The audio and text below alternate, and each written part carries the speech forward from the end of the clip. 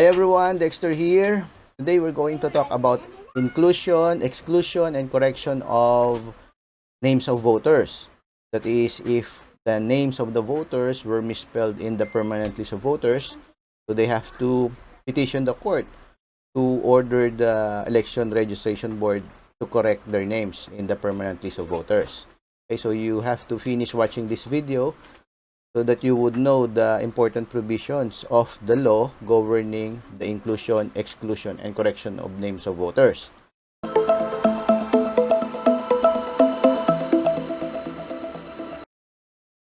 Inclusion, exclusion, and correction of names of voters. The common rules governing inclusion, exclusion, and correction of names of voters pursuant to Republic Act number 8189 or the Voters Registration Act of 1996. So Section 32 provides common rules governing judicial proceedings in the matter of inclusion, exclusion, and correction of names of voters. A petition for inclusion, exclusion, or correction of names of voters shall be filed during office hours. B. Notice of the place, date, and time of the hearing of the petition shall be served upon the members of the board and the challenged voter upon filing of the petition. Service of such notice may be made by sending a copy thereof by personal delivery, by leaving it in the possession of a person of sufficient discretion in the residence of the challenged voter, or by registered mail. Should the foregoing procedures not be practicable, the notice shall be posted in the bulletin board of the city or municipal hall and in 2 other conspicuous places within the city or municipality. So we have the 3 constant respondents here: the chairman and 2 members of the election registration board. So we have 3 summonses agad for this one, for the inclusion, exclusion, correction of names of voters. Okay. So C, a petition shall refer only to one precinct and implead the board as respondent. So separate dapat yon. So they can file a petition, only one petition stating a number of precinct there in the petition. It should be petition per precinct. So kasi iraraffle yon per petition. Okay? Should be per precinct per petition. To letter E, any voter, candidate, or political party who may be affected by the proceedings may intervene and present his evidence. So F, the decision shall be based on the evidence presented and in no case rendered upon a stipulation of facts. If the question is whether or not the voter is real or fictitious, his non-appearance on the day set for hearing shall be prima facie evidence that the challenged voter is fictitious. The petition shall be heard and decided within 10 days from the date of its filing. Cases appealed to the regional trial court shall be decided within 10 days from receipt of the appeal. In all cases, the court shall decide these petitions not later than 15 days before the election, and the decision shall become final and executory. So what's the letter D here? Letter D provides that no cost shall be assessed against any party in these proceedings.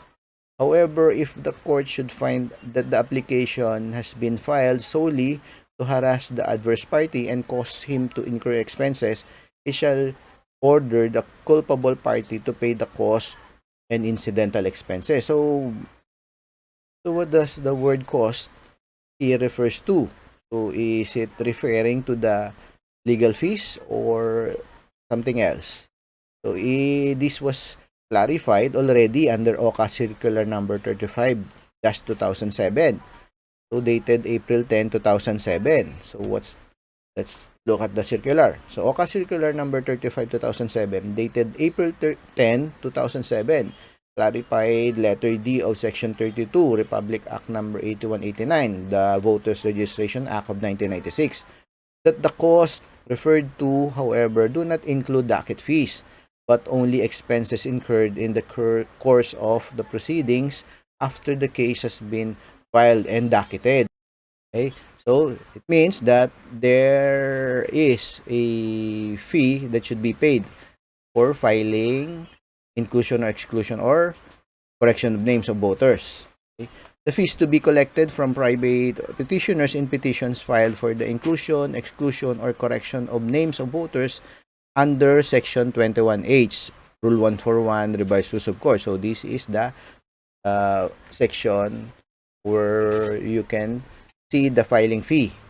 Okay, Section 21H. So, and for service of summons and copy of petition under Section 10A of the same rule. So, may summons fee. Okay. So, 100 pesos must be collected per respondent and not per petition under Section 21H. So, per respondent. The 100 pesos should be per respondent. So, yung ating constant respondents natin, yung election registration board members, the chairman, 2 members, so tatlo na yon, may 300 na doon. Okay?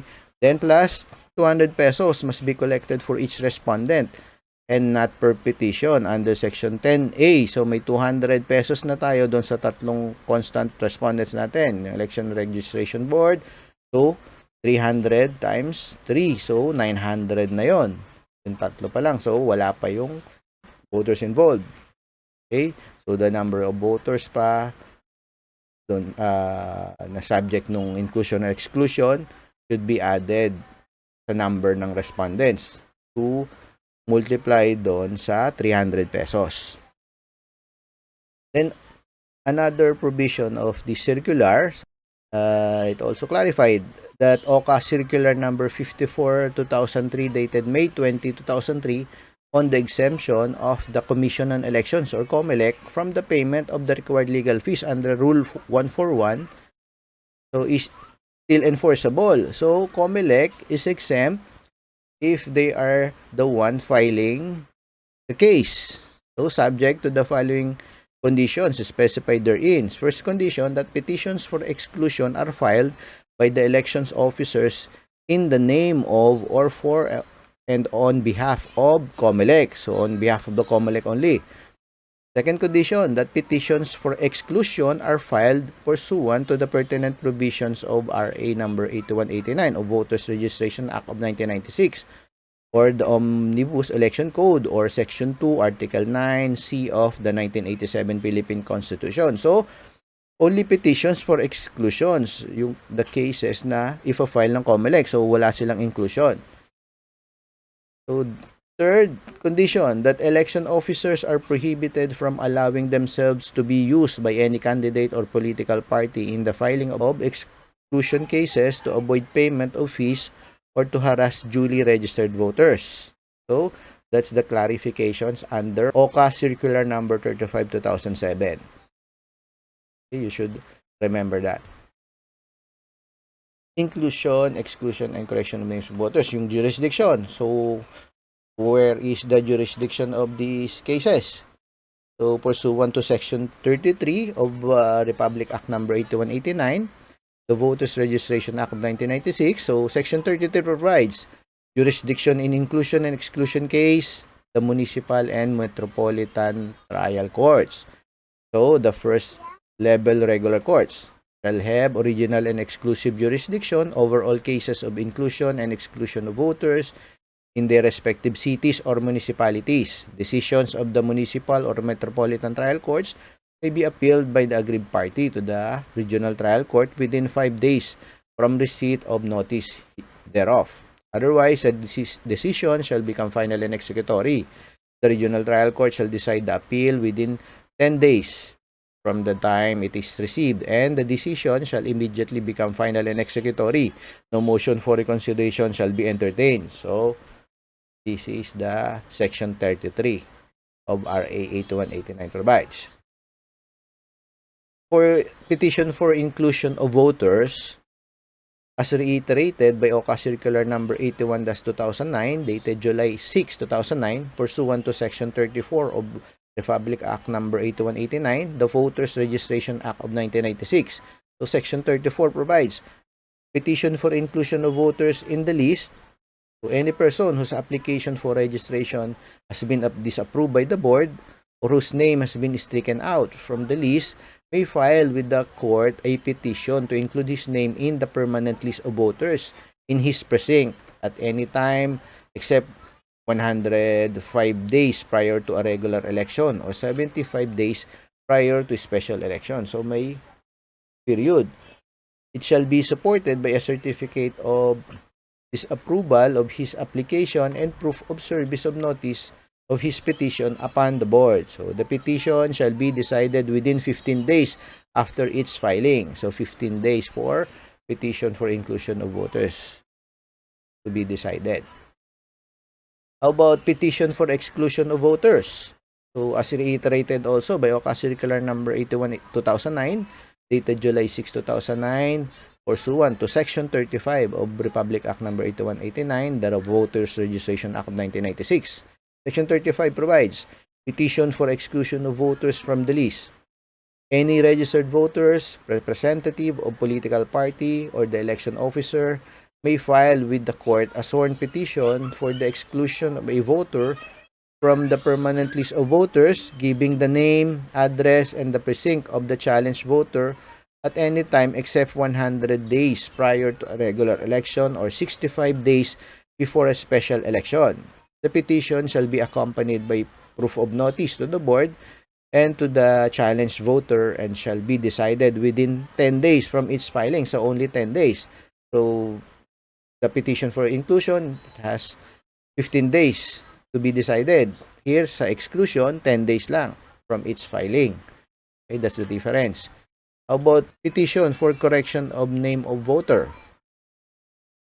Pursuant to Section 38 of Republic Act number 8189, the Voters Registration Act of 1996, Section 38 provides voters excluded through inadvertence or registered with an erroneous or misspelled name. Any registered voter whose registration record has not been included in the precinct book of voters or whose name has been omitted in the list of voters or who has been included therein with a wrong or misspelled name may file with the board an application for inclusion of his record or reinstatement or correction of his name as the case may be. If it is denied or not acted upon, the voter may file on any date with the proper municipal or metropolitan trial court a petition for an order directing that the voter's name be entered or corrected in the list. So the first option is to file a request to the election registration board. So if not acted upon, you can file the case, a petition to the municipal or metropolitan trial court. So petition for an order directing that the voter's name be entered or corrected in the list. The voter shall attach to the petition a certified true copy of his registration record or identification card or the entry of his name in the list of voters used in the preceding section, together with proof that his application was denied or not acted upon by the board and that he has served notice thereof to the board. So, walang days. So, many days to decide? I think it's 15 days for this one. So, election offenses. So, there are election offenses under Republic Act number 8189. Okay? So, Section 45 provides election offenses. The following shall be considered election offenses under this act. So, first, letter A, to deliver, hand over, entrust, or give, directly or indirectly, his voter's identification card to another in consideration of money or other benefit of promise. So, just like vote buying, or take or accept such voter's identification card directly or indirectly by giving or causing the giving of money or other benefit or making or causing the making of a promise therefore. Letter B, to fail without cause, to pause or give any of the notices, or to make any of the reports required under this act. Okay. C, to issue or cause the issuance of a voter's identification number, or or to cancel or cause the cancellation thereof in violation of the provisions of this act, or to refuse the issuance of registered voters their voter's identification card. Letter D, to accept an appointment, to assume office, and to actually serve as a member of the election registration board, although ineligible thereto, to appoint such ineligible person, knowing him to be ineligible. E, to interfere with, impede, abscond, or purpose of gain, or to prevent the installation or use of computers and devices, and the processing, storage, generation, and transmission of registration data or information. Letter F, to gain, cause access to use, alter, destroy, or disclose any computer data, program, system, software, network, or any computer-related devices, facilities, hardware, or equipment, whether classified or declassified. Letter G, failure to provide certified voters and deactivated voters list to candidates and heads of representatives of political parties upon written request as provided in Section 30 hereof. Letter H, failure to include the approved application form for registration of a qualified voter in the book of voters of a particular precinct, or the omission of the name of a duly registered voter in the certified list of voters of the precinct where he is duly registered, resulting in his failure to cast his vote during an election, plebiscite, referendum, initiative, and or recall. The presence of the form or name in the book of voters or certified list of voters in precincts other than where he is duly registered shall not be an excuse hereof. The posting of a list of voters outside or at the door of a precinct on the day of an election, plebiscite, referendum, initiative, and or recall, and which list is different in contents from the certified list of voters being used by the Board of Election inspectors, and violation of the provisions of this act. Okay? So what is the penalty? Penalty for violation of RA number 8189. So Section 46 provides the penalties. So any person found guilty of any election offense under this act shall be punished with imprisonment of not less than 1 year but not more than 6 years, and shall not be subject to probation. In addition, the guilty party shall be sentenced to suffer disqualification to hold public office and deprivation of the right of suffrage. If he is a foreigner, he shall be deported after the prison term has been served. Any political party found guilty shall be sentenced to pay a fine of not less than 100,000 pesos, but not more than 500,000 pesos. So, where this amount should be deposited? To the general fund. Okay? So, then how much docket fees for filing inclusion, exclusion, or correction of names of voters? So, I provided the Excel computation here. So, first thing to do, so we have to consider some data information. So, the constant respondents, as I mentioned earlier, the election officer as chairman, the public school official most senior in rank, the first member, and the second member, the local civil registrar, or in this absence, the city or municipal treasurer. So, 3 constant respondents from as members of the election registration board. So, dapat laging may summon sila. In case of correction of name, there could be 3 respondents only. Okay? So, in case of inclusion or exclusion, so always more than 3 respondents. So, laging more than 3. Inclusion or exclusion. So, we go to the Excel computations. So, okay, here is the Excel computation for the inclusion or exclusion of voters. So, assuming that there are 10 voters involved. Okay, so 10 voters plus yung ating fixed respondents, yung constant respondents natin na 3 members of the election registration board. So 10 voters involved plus 3 members of the election board. So 13 ang respondents natin dito. Okay, if 10 voters involved, 13 ang respondents plus 3 lagi. So the procedure, get the 100 pesos fixed rate per respondent of filing fee for inclusion or exclusion of voters under Section 21H. So, ito yung Section 21H. Okay, Section 21H is the basis of our computation. So, only the SAJ fund are provided here. So, no filing fee for JDF. So, 100 pesos all goes to the SAJ. Okay. Then, 13 is the computation. Filing fees under Section 21H is 1,300, 13 to 13 respondents. Then 13 also the summons fee. So 26, 26 din yan. So 13 plus 26 is 3,900 plus LRF, 1% of the filing fee. So excluding the summons fee. So 13 pesos lang. 500 pesos ang MF, 5 pesos BCF. So the total legal fees or docket fees is 4,418. Then plus STF. So ang STF, this could be more than 1,000. Okay, STF kasi there are plenty of respondents here and they, for sure, iba-iba yung addresses niyan. So kulang ang 1,000. You may collect more than 1,000. Ang 1,000 is minimum. So this the amount to be paid could be more than 5,418. Okay.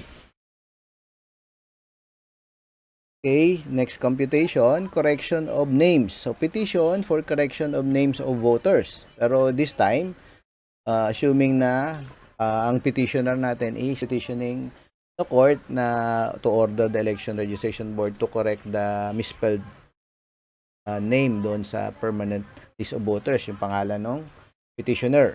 So isa lang. So ang respondents natin, tatlo lang, yung members ng election registration board, the chairman, the two members. So tatlo. So that's why 3 respondents, 600 yung summons fee, then yung filing fee under section 21H. So this the same section para doon sa inclusion exclusion. Pareho lang sila, 100 per respondent. So under SAJ. So yung respondents diyan, yung election registration board members. Okay, so 300. So total 300. Ang 1% nito is 3 pesos. So minimum ng LRF is 10 pesos. Okay, 10 pesos. Then may MF na 500. Okay, so 5 pesos BCF. Total legal fees or docket fees 1,415. Then yung STF, so this could be more than 1,000 also kasi tatlong respondents to, baka magkakaiba yung address nung members, so magkakalayo. So pwedeng more than 1,000 pa rin yung STF natin dyan. So the total, yung total na 2,415, pwedeng lumaki pa yan dahil sa STF. So that's how you compute sa petition ng correction ng names of voters. So per respondent din siya kung ilang voters involved, na plus 3 yung constant or fixed members ng election board. Okay?